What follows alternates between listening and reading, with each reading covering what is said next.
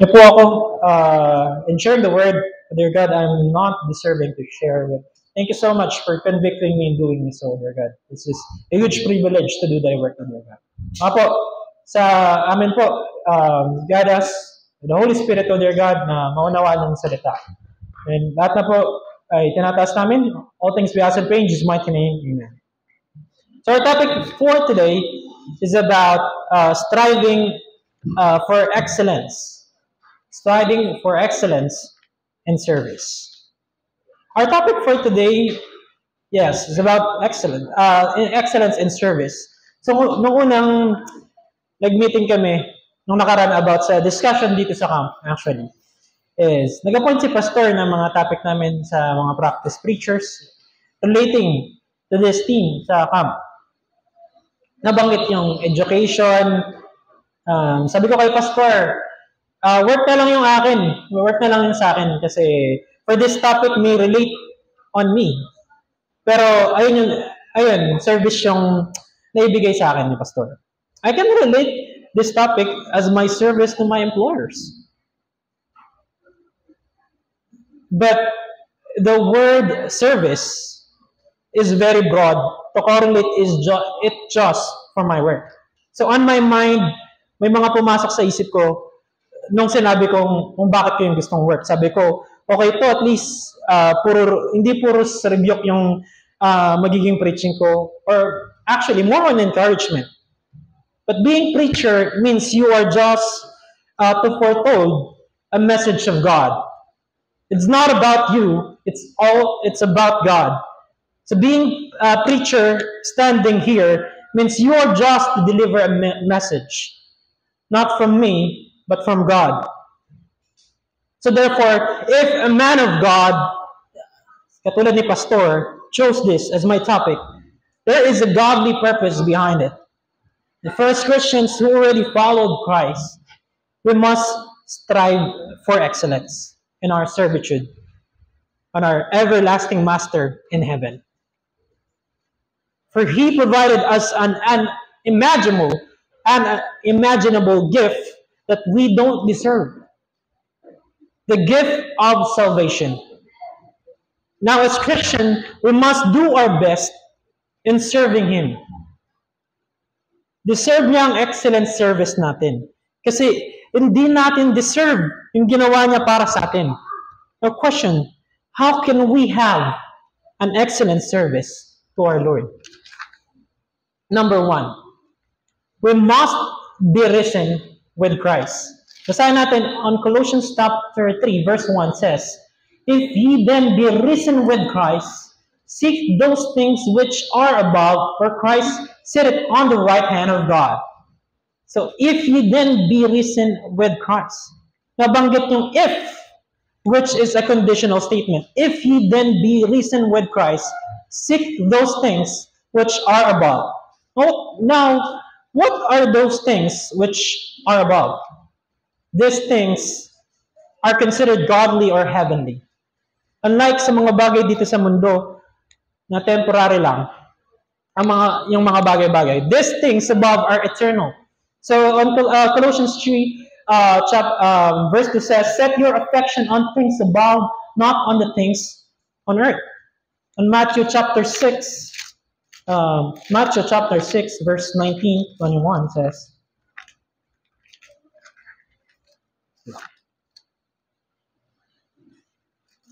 yan, sabi dyan, lay not up for yourselves treasures upon earth, where moth and rust doth corrupt, and where thieves break through and steal, but lay up for yourselves treasures in heaven, where neither moth nor rust doth corrupt, and where thieves do not break through your steal. For where your treasure is, there will be your heart also. So, now, these things na heavenly, yung treasures na nabanggit sa Matthew chapter 6, verse 19-21. Ano ba ito? Saan ba ito tumutukoy? Tumutukoy ito sa pinagkatiwala nating talento. Pinagkatiwala ni God na talento sa atin. Tumutukoy ito sa paglilingkod natin. Na rather, ibuhos mo yung lakas mo sa mga temporary na bagay, why not gamitin mo sa paglilingkod? These heavenly things are God's work. Napakarami mong pwedeng pag-involvean. Nandiyan yung choir, soul winning, discipleship, song leading. Even yung paglilinis sa church are considered heavenly things. But let us go back to our first point. Ano ba yung first point kanina? You must be risen with Christ.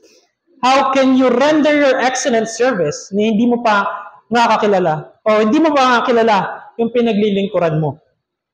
On the first part, sabi dyan, if ye then, a conditional statement, sabi dyan, risen with Christ. So therefore, Christians, before we can seek these things above, before we can strive for an excellent service, the first thing we must do is to accept our Lord Jesus Christ. The moment that we accepted Jesus Christ, the Holy Spirit is quickened on us, and we, being convicted to do good works. Now talking about good works, since we knew that to strive for excellence in service, we must be risen with Christ. As we accepted Him, there should be a fruit. Dapat merong bunga. Dapat merong evidence. So for our next point, how can we have an excellent service?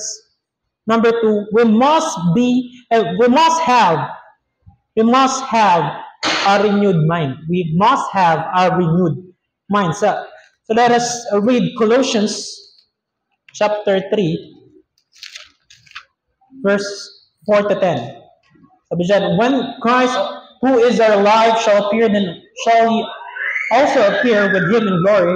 Mortify therefore your members which are upon the earth, fornication, uncleanness, inordinate affection, evil concupiscence, and covetousness, which is idolatry, for which things sake the wrath of God cometh on the children of disobedience. In the time which ye also walked sometime, when you live in them, but now you also put off all this, anger with wrath, malice, blasphemy, filthy communication out of your mouth. Lie not out to another, seeing that ye have put off the old man with deeds, and have put on the new man, which is renewed in knowledge after the image of him that created him. So bilang mga tumanggap na kay Kristo, hindi na dapat tayo bumalik sa mga bagay ng kamunduhan. Sabi sa Colossians chapter 3, verse 5, sabi dyan, mortify therefore your members. Mortify. To mortify means to kill it.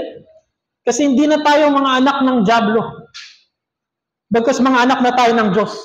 Sabi sa verse 6, for which things sake the wrath of God cometh on the children of disobedience.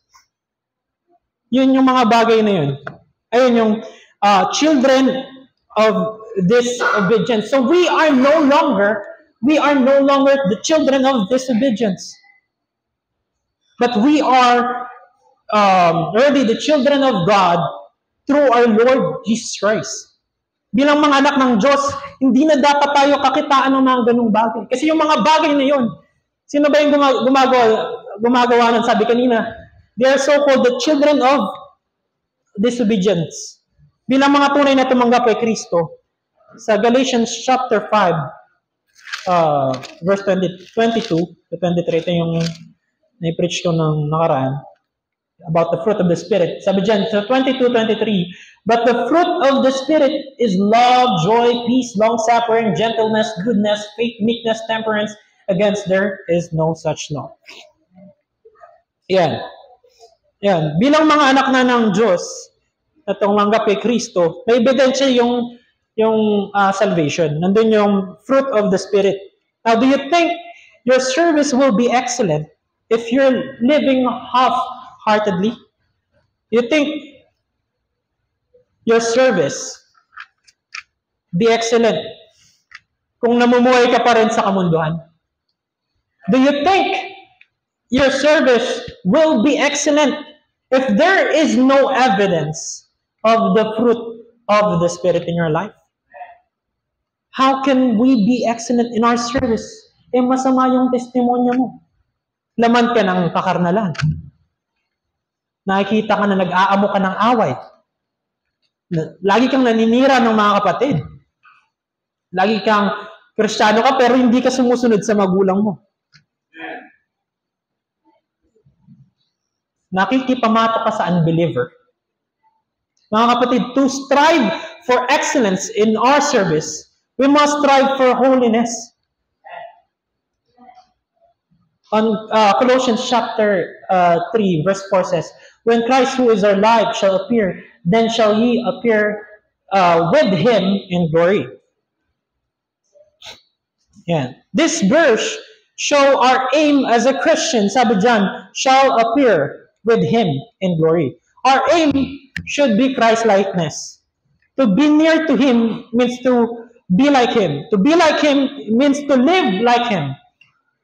Truly, it's difficult, for we cannot do this without Him. On Colossians chapter 3, verse 10 says, "And have put on the new man, which is renewed on knowledge, and knowledge after the image of Him that created him." Yung mga bagay na di dapat makita sa'yo, dapat na-mortify na. Because meron ka ng renewed knowledge, renewed mind. Yung pag-iisip mo, dapat nakatuon kay Kristo. Sabi dyan, after the image of Him that created Him. So, ayun, meron dapat tayong renewed mind as Christians. So, lastly, marahil sabihin mo na tinanggap mo na si Kristo at may ministry ka sa church, active ka sa service sa church. Question, is your motive true? Totoo ba yung motibo mo sa paglilingkod? For our last point, how can we have our excellence in our service? We must render our faith. So for our last point, we must render our faith to God alone. On Colossians chapter 3, verse 23 says, "And whatsoever you do, do it heartily, as to the Lord and not unto man."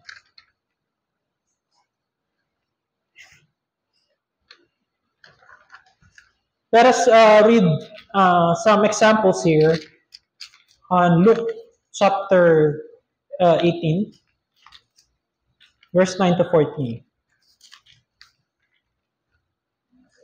Sabi dyan, "And Jesus said unto," 9 to 14 pala. 9 to 14, "And He spake this parable unto certain which trusted in themselves,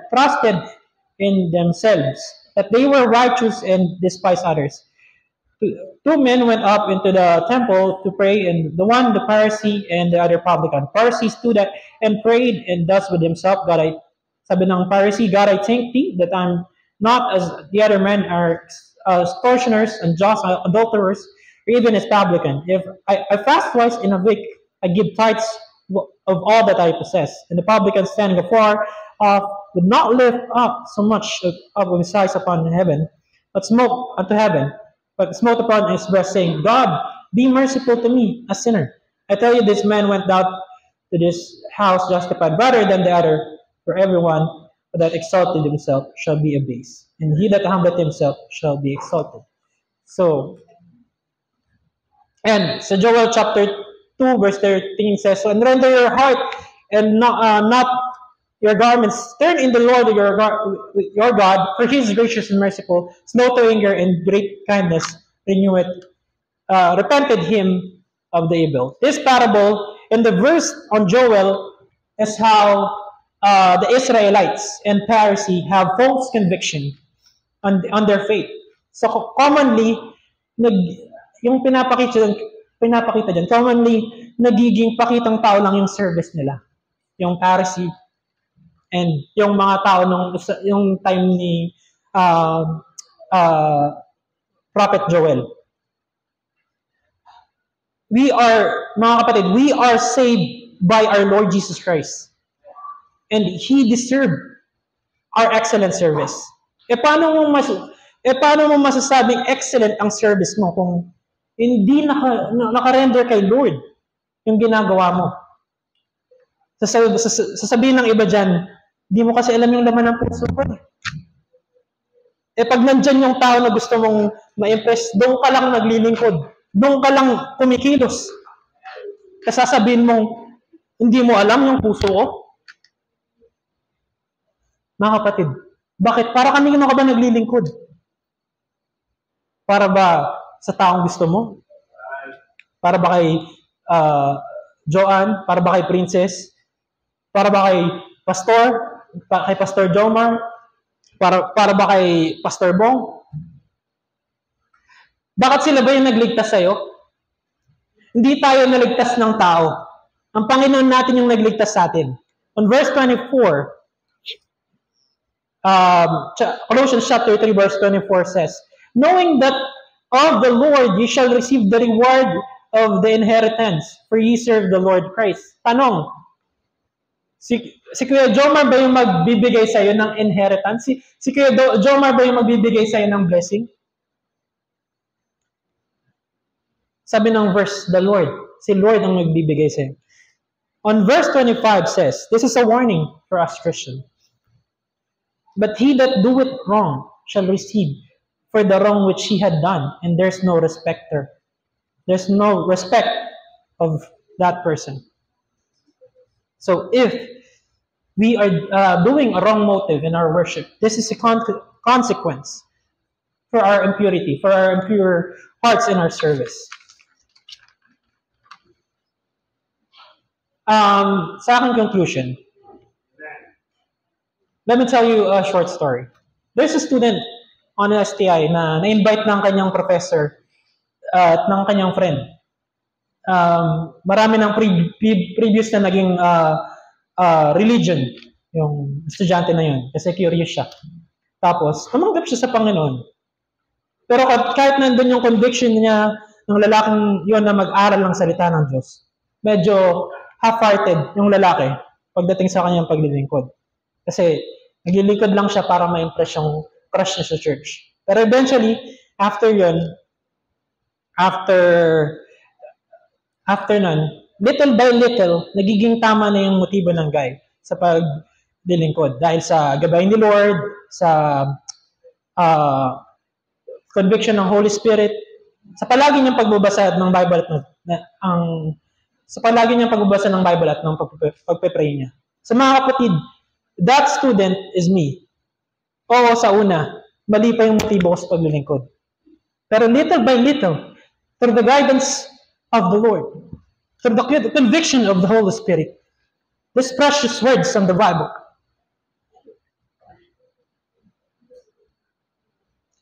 made me realize na hindi pala ako ang bida sa kwentong ko. Someone beyond me, who's greater than me, for countless time in my life, He is there for me. Na-reject ako nagpatuloy. Sometimes, you need to go back from the start. From the start, that you accepted the Lord Jesus Christ. You need to go back on the moment you accepted Him. You need to go back through your prayer life. In that case, you will have an intimacy with God. You will have an intimacy with God. The very reason we have a wrong motive in our service, sometimes we lack intimacy with God. Sa mga kapatid, despite all activities, let me share you. Despite all activities, I will lay at least 45 minutes or 1 hour prayer every day and Bible reading every day para lang magkaroon ng intimate connection. What if we practice this every day? I will assure you, mga kapatid, if we practice this every day, notice yourself, I will assure mga kapatid, nandun yung focus mo sa paglilingkod kay Lord. Mga kapatid, we should render our faith to God. By having intimate relationship with God, nagiging totoo yung motibo mo sa paglilingkod. Let us read one final verse, chapter 3, 12 to 14. Put on therefore as the elect of God, holy and beloved, bowels, mercy, kindness, humbleness, mind, meekness, long suffering, forbearing one another and forgiving one another. If any man quarrels against any, even as Christ forgave you, also do ye. And above all these things, put on charity. Put on charity, which is bond of perfectness. So, 12 or 13 are servitude, are good works, are ito yung tinatawag na second law sa New Testament, loving your neighbor. So, the greatest above all is charity. The charity on the service that rendered, remember this, that rendered to God alone. Tayo po'y tumayo at manalangin. Our Heavenly Gracious Father, we thank you so much for reminding us by your words, so dear God. Thank you so much for giving us knowledge and wisdom and striving for excellence in our service, so dear God. Nawa po, mapaalalanan po kami na ang dapat na paglingkuran namin ay hindi ang aming sarili bagkus kayo lamang o Panginoon. Pagkat hindi kami ang nagbibigay ng blessing, hindi tao nagbibigay ng blessing bagkus kayo. Maraming salamat po. Nawa po ito matak ito sa puso't isipan namin. All things we ask and pray in Jesus' mighty name.